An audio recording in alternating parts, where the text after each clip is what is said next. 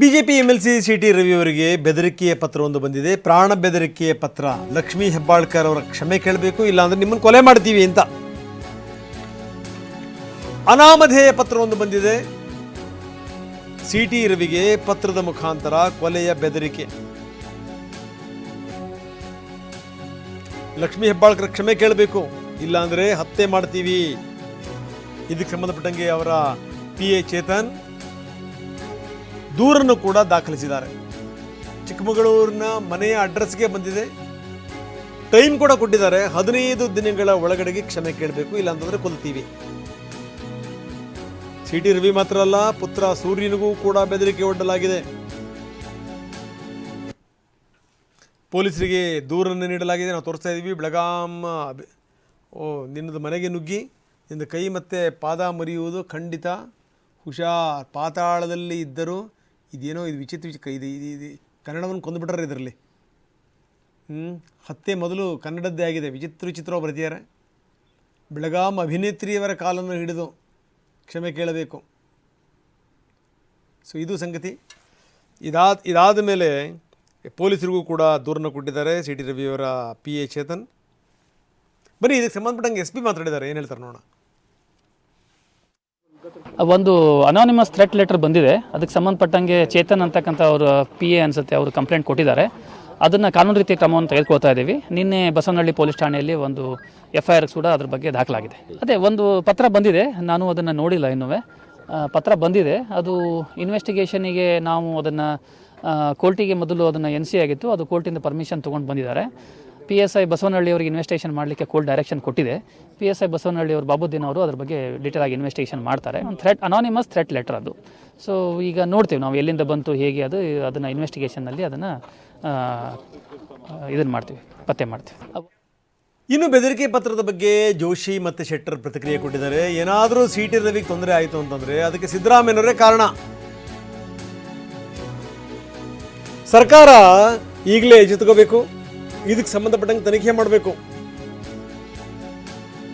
ಹುಬ್ಬಳ್ಳಿಯಲ್ಲಿ ಜಗದೀಶ್ ಶೆಟ್ಟರ್ ಎಚ್ಚರಿಕೆ ಕೊಟ್ಟಿದ್ದಾರೆ. ಅವ್ರಿಗೇನಾದರೂ ಆದರೆ ಸರ್ಕಾರವೇ ಹೊಣೆ, CM ಸಿದ್ದರಾಮಯ್ಯನವರೇ ಹೊಣೆ. ಸಿಟಿ ರವಿ ಅವ್ರನ್ನ ಎಲ್ಲಿ ಟಾರ್ಗೆಟ್ ಮಾಡಲಾಗ್ತಾ ಇದೆ. ಬನ್ನಿ ಹಾಗಾದರೆ ಪ್ರಹ್ಲಾದ್ ಜೋಶಿ ಮತ್ತು ಶೆಟ್ಟರ್ ಏನು ಮಾತಾಡಿದ್ದಾರೆ ನೋಡೋಣ. ನೋಡಿ, ಏನಾದರೂ ಸಿಟಿ ರವಿಯವರಿಗೆ ಏನಾದರೂ ಅವರು ಹೇಳಿದ್ದಾರೆ, ಏನಾದರೂ ಅನಾಹುತ ಇಷ್ಟೆಲ್ಲ ಆದಮೇಲೆ ಥ್ರೆಟ್ಟು ಮತ್ತೊಂದು ಆದಮೇಲೆ ಪತ್ರ ಮುಖಾಂತರ ಬರೋದು ಆದಮೇಲೂ ಸತಿಕ ಸರ್ಕಾರ ಇದನ್ನು ಗಂಭೀರವಾಗಿ ತೆಗೆದುಕೊಳ್ದಿದ್ರೆ ಏನಾದರೂ ಹೆಚ್ಚು ಕಡಿಮೆ ಸಿಟಿ ರವಿಗೆ ಆದರೆ ಅನಾಹುತ ಆದರೆ ಅದಕ್ಕೆ ಸಂಪೂರ್ಣ ಜವಾಬ್ದಾರಿ ರಾಜ್ಯದ ಮುಖ್ಯಮಂತ್ರಿ, ರಾಜ್ಯದ ಕಾಂಗ್ರೆಸ್ ಸರ್ಕಾರ ಆಗ್ತದೆ. ಅದಕ್ಕೆ ಈ ಎಚ್ಚರಿಕೆಯನ್ನು ನಾವು ಕೊಡ್ತಾ ಇದ್ದೀನಿ ಸರ್ಕಾರಕ್ಕೆ. ಇದರ ಮೇಲೆ ಈ ವಿಷಯನ ಗಂಭೀರವಾಗಿ ತೆಗೆದುಕೊಳ್ಬೇಕಾಗ್ತದೆ.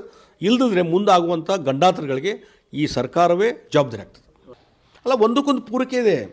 ಅವತ್ತಿನಿಂದ ಇಲ್ಲಿವರೆಗೂ ಸತಿಗೆ ಅವರು ಲಕ್ಷ್ಮೀ ಹೆಬ್ಬಾಳ್ಕರ್ ಇರ್ಬೋದು, DK ಶಿವಕುಮಾರ್ ಇರ್ಬೋದು, ಮತ್ತು ಇನ್ನಿತರ ಹಲವಾರು ಕಾಂಗ್ರೆಸ್ ನಾಯಕರು ಅಲ್ಲಿಯ ಪುಡಿ ಕಾರ್ಯಕರ್ತರು ಇದಾರಲ್ಲ, ಈ ಕಿರಿಯ ಏನು ಅಲ್ಲಿದಾರಲ್ಲ, ಅವತ್ತು ಹೊಡಿಲಿಕ್ಕೆ ಹೋಗಿದ್ರು. ಅವತ್ತು ನೋಡ್ರಿ, ಸಿಟಿ ರವಿ ಕೇಸ್ನಲ್ಲಿ ಸರ್ಕಾರ ಮತ್ತು ಸರ್ಕಾರದ ಸಪೋರ್ಟ್ನಿಂದಾಗಿ ಸತತವಾಗಿ ಅತ್ಯಂತ ಬೇಜವಾಬ್ದಾರಿಯಿಂದ ಮತ್ತು ಒಂದು ರೀತಿ ವೈರತ್ವದ ಭಾವದಿಂದ, ಸೇಡಿನ ಮನೋಭಾವದಿಂದ ಕೆಲಸ ಮಾಡ್ತಾ ಇದ್ದಾರೆ. ಸಾರ್ವಜನಿಕ ಬದುಕಿನಲ್ಲಿ ಯಾವಾಗಲೂ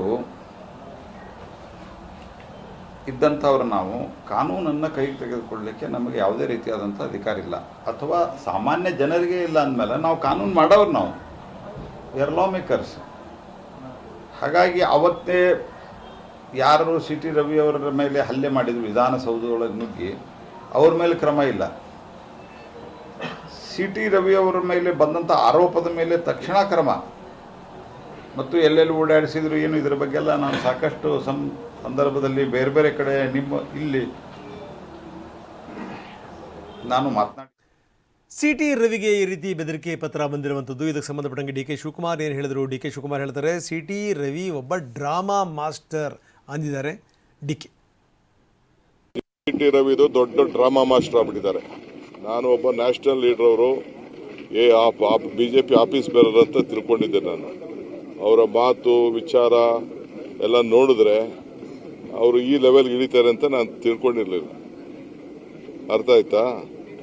ಸುಮ್ಮನೆ ಮಾತಾಡಿದ್ದು ಬೇರೆ ಯಾರು ಮಾಡಬೇಕಾದ ಮಾತಾಡಬೇಕಾಗಿಲ್ಲ. ಕಾನ್ಶಿಯಸ್ ಇದೆಯಲ್ಲ, ಆತ್ಮಸಾಕ್ಷಿ. ಅವ್ರ ಪಾರ್ಟಿ ಲೀಡರ್ಗಳೇ ನನ್ನ ಹತ್ರ 100 ಜನ ಹೇಳಿದ್ದಾರೆ ಮಾತಾಡಬಾರ್ದಾಯ್ತು. ಅಲ್ಲೇ ನಾನು ಮಾತಾಡಿದ ತಪ್ಪಾಗೋಯ್ತು, ಹತಾಕ್ಷರದಿಂದ ಮಾತಾಡಿದ್ದೀನಿ, ಕ್ಷಮೆ ಕೇಳಿದ್ದೀನಿ ಅಂತ ಹೇಳಿದೆ. ಕ್ಷಮೆ ಕೇಳ್ತೀನಿ ಅಂತ ಅಂದ್ರೆ ಮುಗಿದೋಯ್ತು. ಅದು ಬಿಟ್ಬಿಟ್ಟು ಸುಮ್ಮನೆ ಸುಳ್ಳು ಮಾಡ್ಕೊಂಡೋದ್ರೆ ಇದಕ್ಕೆ ಯಾವುದೂ ಕೊನೆ ಇಲ್ಲ. ಅವೆಲ್ಲ ಸುಮ್ಮನೆ ಸುಳ್ಳು ಎಲ್ಲ ಇದೆಯಲ್ಲ. ಅವ್ರ ಹತ್ರ ಏನಾದ್ರು ತನಿಖೆ ತಂಡಗಳಲ್ಲಿ ಇದೆಯಲ್ಲ, ತನಿಖೆ ತಂಡ ಏನು ಬೇಕಾದ್ರೂ ಮಾಡಿಸ್ಕೊಳ್ಳಿ, ಯಾರು ಬೇಡ.